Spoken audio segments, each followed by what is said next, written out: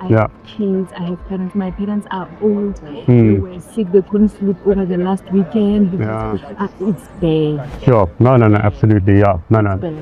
Yeah. So I just thought, because some of the things I can't speak in front of Pasha. As much as I trust him, I'm his boss. Yo, guys. Yo. Yeah. Good evening, welcome to South Africa Lately, a channel that discusses South African trending news. We do, however, grab here and there from international news when it is trending enough to be brought here. Please do understand that I'm not a politician. I do not have deep knowledge in politics. However, I am a South African citizen who's also a voter, and I do believe that my views count when it comes to political affairs of our super gorgeous country. Yo, guys, the story of TEBOGO, MALAKA. Have you ever seen somebody being caught in something that is wrong and you still feel sorry for them?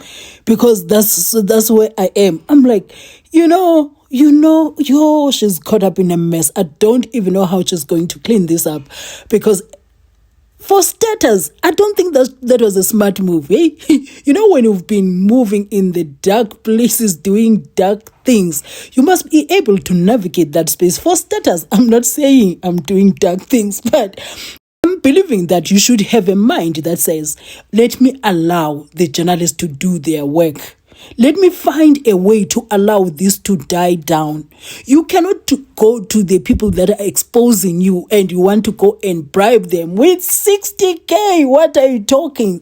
Even me, that doesn't know much. I wouldn't do that. I wouldn't do that to myself. Like, why would you do that? But this is what I want to talk about. For so long, the journalists have been demonized that, white monopoly capital, journalism, or maybe these journalists are liars and whatnot. Am I saying there are no journalists that are lying? There are journalists that are bribeable. There are journalists that are not so good. There are journalists that are good. And in the political space that we are in South Africa at the moment, everybody that is in a top position, you need to skate very carefully and change your ways on time so that you deal with the cases, the old cases that you have, because everything is coming out in the open. Whatever is done in the dark, is it the scripture in the Bible? Whatever is done in the dark will surely come to light at the end of the day. So this is an era whereby we are seeing these things. We see when it comes to such things that we are seeing today, I am tempted to say the GNU is not so bad, because these are not the things that we were going to see without the GNU. Let us speak the truth and shame the devil. You know what I'm saying? So what I am saying, these people, when they do these things, I'm still going to share that video clip, right? And we're still going to go to the MBALULA story saying, they rather carry the cross of sanctions than change the ways that are going to move the people of color forward, so that at the end of the day, we become just ordinary citizens of South Africa. We all have equal opportunities, right? But now here's the thing with our people. They don't know when to stop. They don't even know how to do each other's favors, because she's in this trouble like this because she did somebody a favor. Was it the first time? I highly doubt. But my chat is, if you are in a position like that and you're going to give me funding via Mkoshosho, or maybe favor me against other people, right? You need to make sure that you pull my ear and tell me that you must deliver and do things right. Don't overcode, because you find something that was supposed to cost you 1 rand. Suddenly that thing is now 100 rand each. So that is extortion of taxpayers. No, there is no doubt about that. So if you are going to do me a favor, let it be.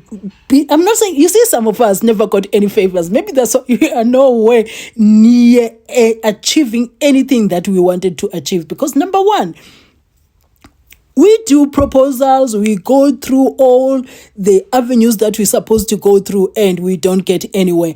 And I'm sitting here like this, seeing the things the way they are going in South Africa. I'm so grateful to the man upstairs for all the doors that were slammed on my face, because I don't know somebody who knows somebody who knows somebody who can do me something, and I find myself sitting in the table of kings and queens.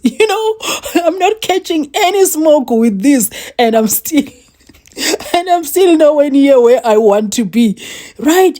So what I'm saying, if you were to be the person that knows me and I know you, and you are in a position to give me something. You tell me, I'm giving you this thing that you must do, maybe this project, do it very well, code very well, so that we don't extort taxpayers. And then at the end of the day, be successful. Don't come back here looking for more tenders. Go build something else.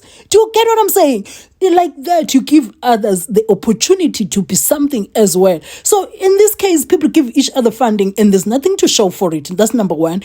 They also say, use money for things that you don't understand, so they are drawing the country back. I'm not saying this is what she did, because I'm not really following the story of what she's being accused of, but I've been saying it's just that one is too busy these days to catch up very well. But I have been saying here that she's accused of a corruption via a tender that is worth millions. Was it the first time? No one knows. Maybe this is the one that she was caught in, red-handed in. Now, what I am saying, she messed up. You go and bribe the same company, the same media house, and its journalist with 60K. These people are out there for blood. These things, I'm telling you, if you don't understand now, I don't know whether I'm understanding these things very well. I'm understanding that whichever political side that has the media on its side, they're going to use all those tools. And they are going to dig the truth that you have been hiding, the truth that you don't want to come out, to make sure that the whole world sees you for who you are, the things that you don't want to come out. And I'm talking about all the people that are in top positions of government in this country. If you are in any government entity, we are going to be exposed. You know, this is the year that I don't even know what it looks like. Kunini city, yo. Every day, I was looking the trending news on X. I'm like, yo, I'm scrolling. I'm like, yo.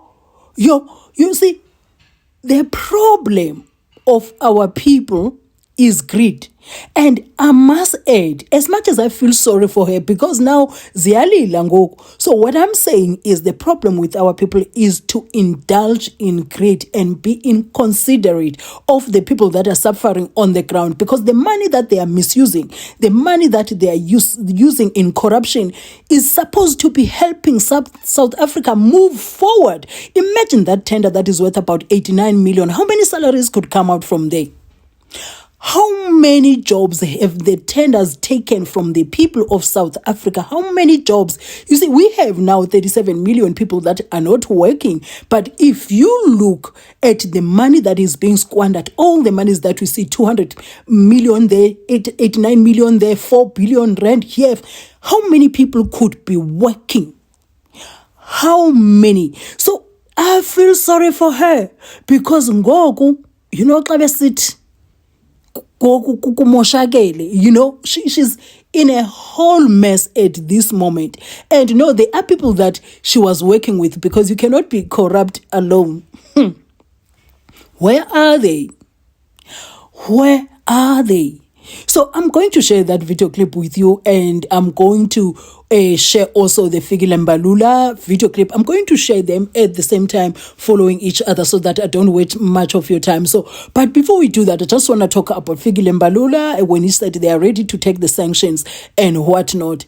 You know, I don't know how to feel about this, because as much as this is going to punish the ANC leaders, it is a way of spilling over to the people that did not have a part in what they are being punished for. Do you get what I'm saying? Somehow, it's going to spill over to us. Anyway, guys, I don't want to say much anymore, but what I'm saying, our people are embarrassing us, because already as things are at the moment, whenever we go to the white-dominated environment, the general assumption as you walk through that door is that you are incompetent and you have to work 10 times more. Now they're topping with corruption and all the things that we have to battle out as the ordinary citizens of this country, because if it is rotten at the top, the chances are it's rotten at the bottom. So they make us work even harder. Nkosiam. They are like,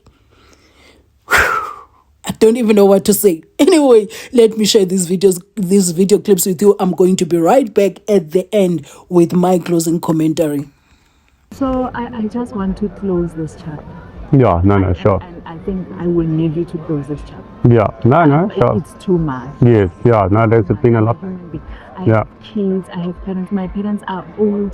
They were sick, they couldn't sleep over the last weekend. Because, it's bad. Sure, no, absolutely, yeah, no. Bad. Yeah, so... I just thought, because some of the things I can't speak in front of Pasha, as much as I trust him, I'm his boss. Oh, okay. So I thought, let me... I was wondering about that. Now, did you decide beforehand to break up and then just me and you talk, or yeah? No. Okay, yeah. Okay, no, sure. So you will advise me how we move forward. Yes, so okay, well, I think like, yeah, Pasha initiated the discussion with me, I think it was early June, and obviously at that point, I assume that's kind of the issue here is the waterfall house. I'm quite advanced with that, to be honest. I'll be frank with you. I want it closed. I don't want you to be writing about it. I don't want anything more coming out of. Let's have peace for a moment. Yeah, no, sure. Let me give Pasha a call quickly.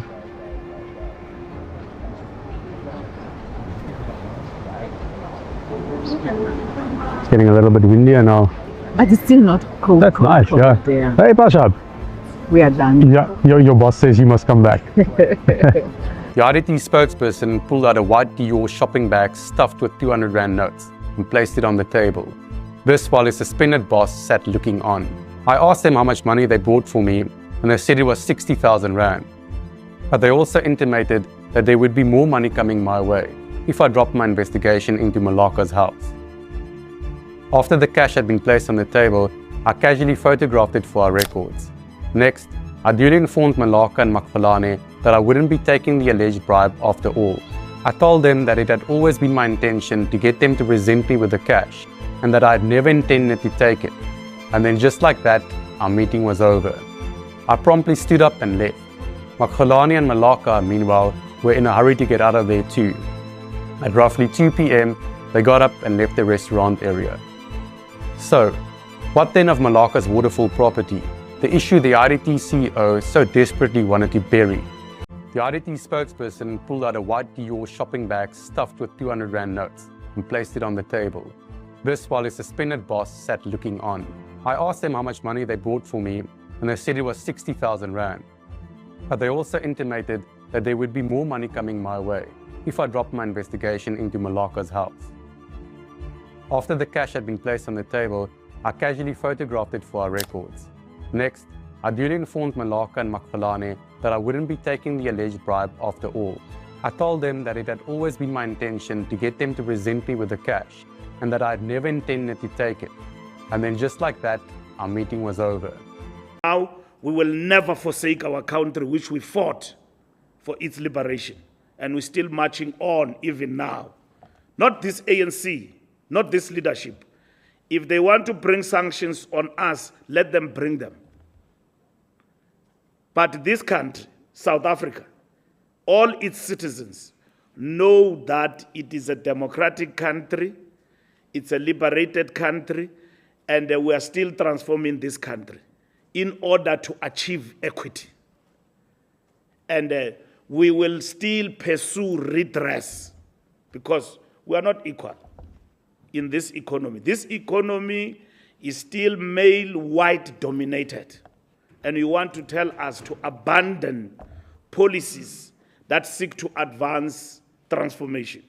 We're told by somebody who's more wealthy than all of countries combined in the world that I'll give you Starlink, but you must not do black economic empowerment. In our country, we must agree to that. It's not possible to agree to that. You are asking us to abandon what we stand for. You are asking the ANC, this African National Congress, to stop struggling and then close shop and become something. We are not DA. DA has to agree with that because they don't want affirmative action. Leave black economic empowerment. They don't want affirmative action. They don't want redress. They don't believe in transformation. Now they are talking about black economic empowerment, which we reviewed and said that is triple BEE. and then we broaden it to be broad-based and all of that. And then their anti-transformation is a party of anti-transformation. So if you ask us all of these things that the Trump administration is asking us to do, they are asking us to abandon the very essence of who we are, which is not going to be possible. Thank you guys for watching up to here, and whatever your views are, kindly share those in the comment section. I always look forward to reading your comments, and if time allows me, I always comment, and if it doesn't, I always take time to react to show you that I appreciate your participation in my channel. And the next time you bump into my videos, kindly watch my ads in full, as that support really goes a long way. That's if you're on Wi-Fi and you have the time to do so. And to those who are already watching my ads in full, I would like to say guys, so do have yourself a fabulous day. It's the fabulous night. Oh my word, the fabulous night, and I'll be seeing you in my next video.